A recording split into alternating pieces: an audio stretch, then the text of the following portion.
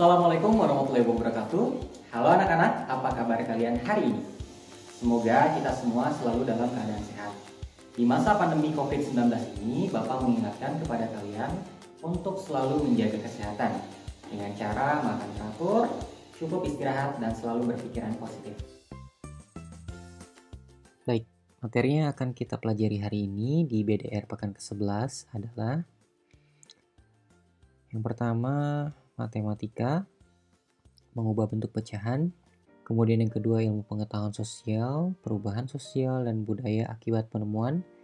Lalu yang ketiga, pendidikan kewarganegaraan tentang hak dan kewajiban sebagai warga negara Indonesia. Baik, kita mulai pembelajaran pertama. Setelah pekan lalu Bapak mengajarkan tentang bentuk-bentuk pecahan, hari ini kita akan mengubah bentuk pecahan ke bentuk pecahan lainnya. Yang pertama, pecahan biasa ke bentuk pecahan campuran. Yang perlu kalian ingat bahwa pecahan biasa memiliki ciri pembilang itu lebih kecil dibandingkan penyebutnya. Sedangkan pecahan campuran adalah pecahan yang memiliki nilai pembilang lebih besar daripada penyebutnya, sehingga jika disederhanakan menjadi bilangan asli dan bilangan pecahan itu sendiri. Kita langsung coba ya mengubah pecahan biasa menjadi pecahan campuran. Di sini ada 11/5. Nah, cara mengubahnya itu sangat sederhana. Pertama yang kalian harus lakukan adalah mencari angka terdekat ke angka 11 yang bisa dibagi 5. Berapa angkanya? Ya, betul sekali. Bilangannya adalah 10. Bilangan 10 merupakan bilangan terdekat ke bilangan 11 yang dapat dibagi 5. Maka berubah pecahannya menjadi 10 ditambah 1/5. Kemudian 10 dibagi 5 hasilnya adalah 2 bilangan asli. Dan sisanya adalah 1/5. Maka menjadi pecahan campuran yaitu 2/1/5. Mudah ya? Sekarang kita coba soal yang berikutnya. 15/2. Kita cari angka atau bilangan terdekat ke 15 yang dapat dibagi 2. Berapakah bilangannya? Betul sekali, 14. Sehingga pecahannya berubah menjadi 14 ditambah 1/2. 14 ini dapat dibagi 2 dengan mudah menjadi bilangan asli yaitu 7. Sisanya 1/2. Sehingga pecahan campurannya adalah 7 1/2. Kita coba satu kali lagi untuk mengubah pecahan biasa ke pecahan campuran ya. 17/3. Carilah bilangan yang mendekati 17 yang dapat dibagi 3. Bilangannya adalah 15. Sehingga pecahannya berubah menjadi 15 ditambah 2/3. 15 bisa dibagi 3 dengan mudah, yaitu 5. Sisanya 2/3. Nah, seperti itu cara mengubah pecahan biasa menjadi pecahan campuran. Sekarang kita coba mengubah pecahan campuran menjadi pecahan biasa.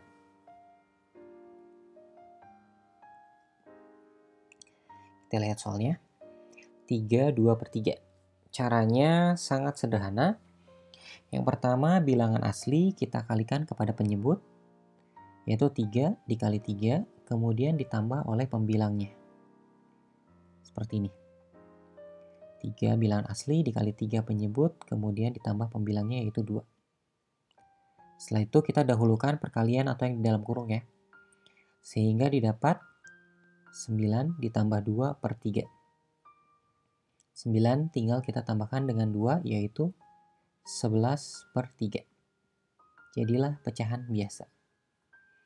Kita coba lagi ya soal lainnya. 5/1/4. Caranya sama seperti tadi, bilangan asli yaitu 5 dikalikan penyebut, kemudian ditambahkan pembilang. Seperti ini. Kemudian kita dahulukan perkalian atau yang di dalam kurung, sehingga didapat 20 ditambah 1/4. Kita tinggal jumlahkan pembilangnya saja, didapat 21/4. Satu kali lagi kita coba. Kita coba lagi soal yang terakhir. 2/1/6. Bilangan asli dikalikan penyebut lalu ditambahkan dengan pembilangnya. 2 kali 6 kemudian ditambah 1. Hasilnya adalah 12 ditambah 1 per 6. Pembilangnya kita jumlahkan menjadi 13 per 6. Nah, sesederhana itu mengubah pecahan biasa menjadi pecahan campuran, begitupun sebaliknya. Sekarang kita coba mengubah pecahan biasa menjadi pecahan desimal. Seperti yang Bapak jelaskan pekan lalu, pecahan desimal ini cirinya memiliki tanda koma ya. Kemudian pecahan desimal ini memiliki ciri lain, yaitu penyebutnya kelipatan 10, 100, 1000, 10.000, dan seterusnya. Kita akan langsung coba ya mengubah pecahan biasa menjadi pecahan desimal. 1/2. Seperti yang Bapak sampaikan tadi, penyebut untuk desimal itu adalah kelipatan 10, 100, 1000, dan seterusnya.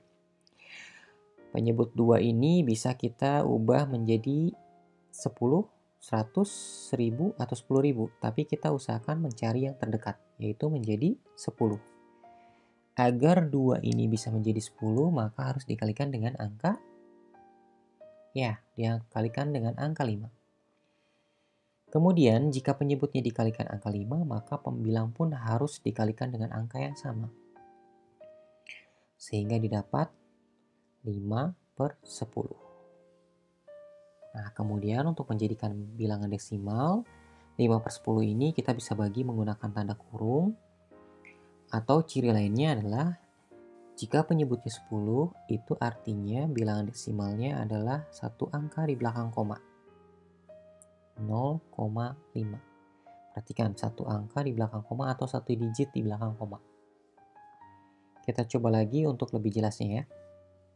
3/4. Penyebut 4 ini harus kita ubah menjadi kelipatan 10. Bisa atau tidak? Ya, tidak bisa. Bagaimana dengan kelipatan 100? Betul, bisa. 4 dikali berapa yang hasilnya 100? Ya, dikali 25.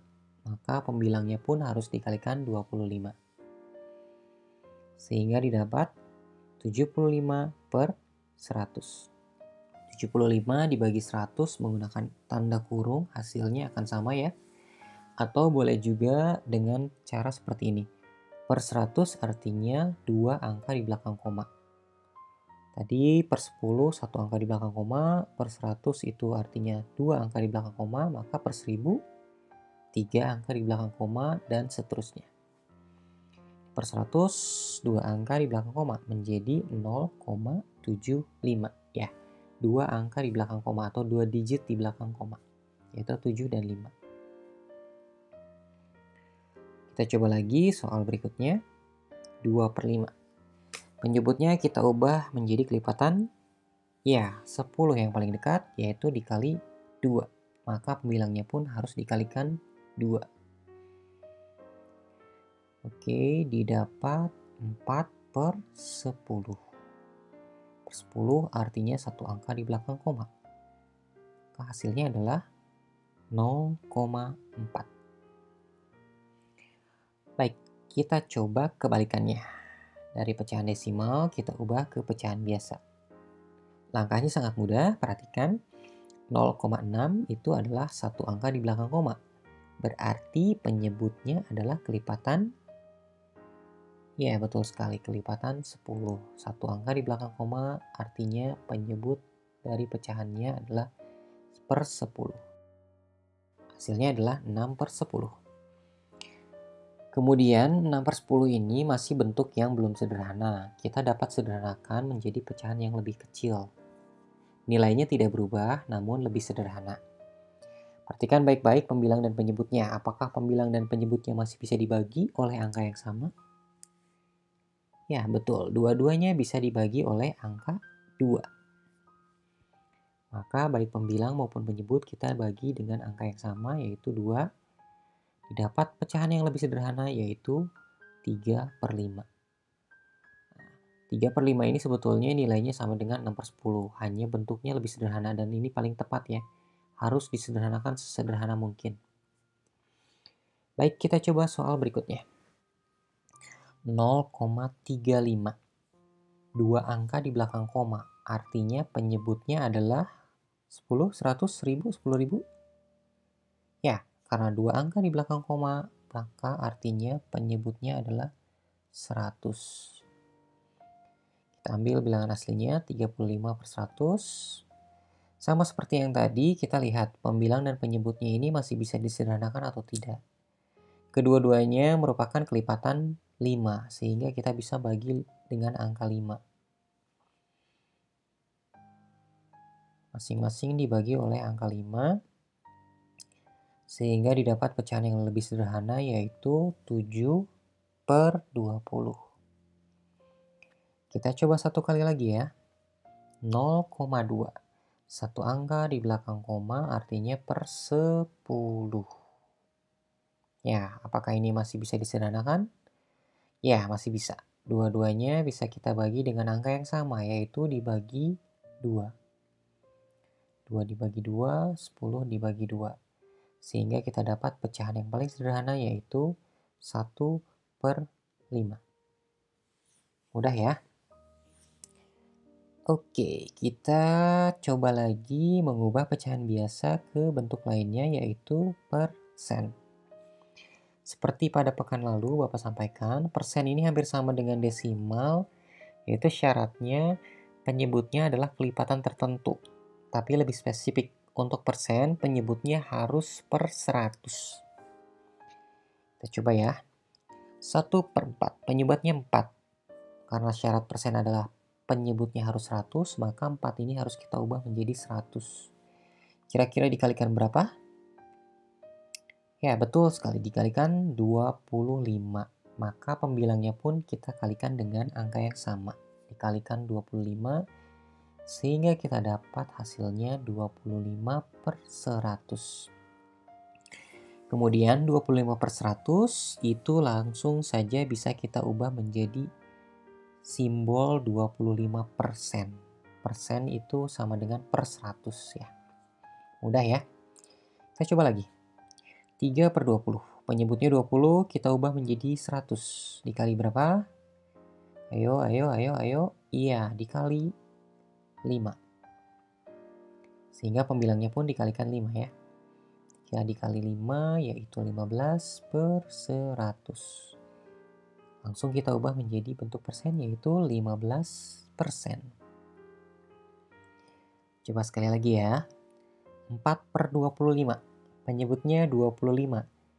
Harus diubah menjadi per 100. Dikali berapa? Iya, dikali 4. Maka pembilangnya pun kita kalikan 4. Sehingga didapat 16/100. Atau 16%. Nah, mudah kan? Kita coba sekali lagi untuk mengubah bentuk persen menjadi pecahan biasa. Nah, kita lihat 20%, sudah jelas ya, persen per 100. Berarti kita ubah dulu menjadi 20/100. Selanjutnya kita sederhanakan. Kira-kira 20 dan 100 ini bisa dibagi oleh angka yang sama? Iya, betul sekali. Kedua-duanya bisa kita langsung bagi dengan angka 20. Sehingga didapat hasilnya adalah 1/5. Mudah ya? Kita coba lagi mengubah persen ke pecahan biasa. 40% berarti 40/100. Kemudian kita coba sederhanakan lagi, 40 dan 100 ini bisa dibagi berapa ya? Iya, kedua-duanya bisa dibagi dengan angka 20. Sehingga didapat hasilnya adalah 2/5. Kita coba lagi yang terakhir ya. 75%. 75/100. Nah, lalu 75 dan 100 ini bisa dibagi oleh angka berapa? Ayo. Kedua-duanya adalah kelipatan dari 25, sehingga bisa dibagi oleh angka 25. Ya, maka bisa didapat hasilnya adalah 3/4. Oke, sesederhana itu mengubah pecahan ke bentuk pecahan lainnya. Nah, kalian harus lebih sering berlatih dan jika masih kurang paham bisa mengulang video ini ya. Baik, kita lanjutkan ke materi yang kedua yaitu ilmu pengetahuan sosial tentang perubahan sosial dan budaya akibat penemuan. Nah, pada pekan lalu Bapak sempat bahas ya dampak modernisasi ya untuk masyarakat Indonesia. Oke, ada beberapa penemuan yang mengubah dunia.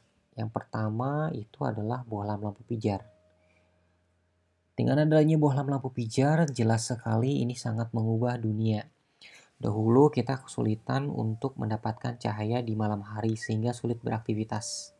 Dengan adanya bohlam lampu pijar seperti saat ini, kita dengan mudah melakukan aktivitas di malam hari meskipun kondisi gelap. Dengan adanya bohlam lampu pijar, kita bisa terbantu dengan cahayanya.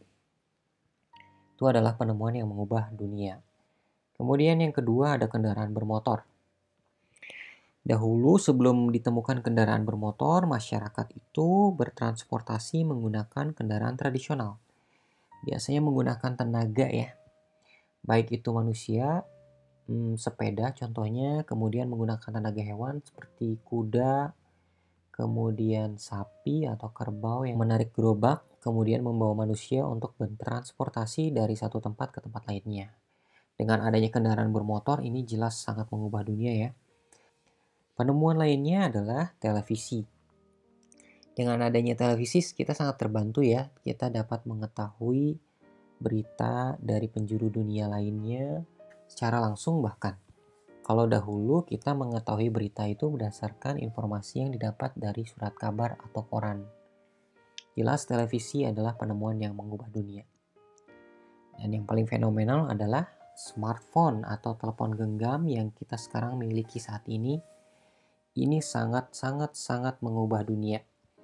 Baik dari segi komunikasi, dari segi ilmu pengetahuan, dari segi informasi, bahkan dari segi hiburan.